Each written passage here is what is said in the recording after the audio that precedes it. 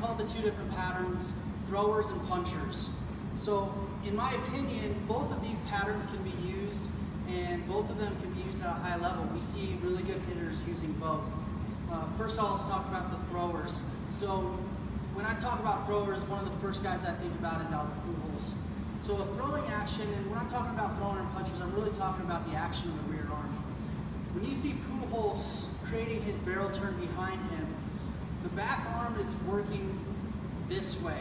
Very similar to what we see like a middle infielder using in a sidearm throw, this way. When that arm works that way, the barrel flattens out behind him towards like the third base dugout. What I've noticed is right-handed hitters that also throw right-handed tend to have more of this throwing action in the rear arm.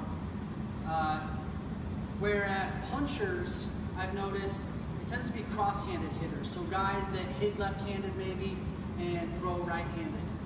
What I think is happening is they don't have nearly the amount of scapular control and just coordination in that back arm to create this throwing motion efficiently. So if I'm a right-handed thrower and I hit left-handed, what we'll see is they'll create more of like a punching action where they load here and the arm almost just kind of locks up this way and the turn happens back towards the dugout that way. Both of these swings are creating depth and they're creating deep barrel turn. They're just a little bit different. Like I said, I think both are right. When I see different hitters coming in, I try not to change them. If they have a tendency to be more of a throwing action, I will continue to train that throwing action and just refine it. Same thing, if a guy's coming in and he has a punching action and he's doing a good job of creating good depth towards the backstop, then I won't try to change him into a thrower because it just takes too much time and it doesn't make sense to waste a lot of time trying to change a hitter's natural pattern. All the same fundamentals apply. You're creating good plane, you're creating good depth. The difference is just a little bit of the pattern and exactly where the barrel starts to create the depth.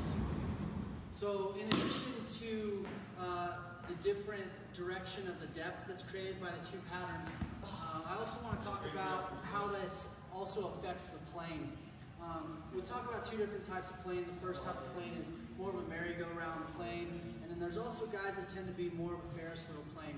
So what we'll see with throwing type patterns, the guys that use more of a throwing action in the back arm, is they'll get a little bit flatter earlier, and that tends to turn into more of like a merry-go-round plane, where the guys that are punchers who stay more locked into their spine, their plane tends to be a little bit more of a Ferris wheel action this way. So from the front, the thrower will be a little bit more this way, whereas the puncher will be a little bit more this way. So something else to keep in mind when we're talking about those two different patterns is how the plane is created and what type of plane is created.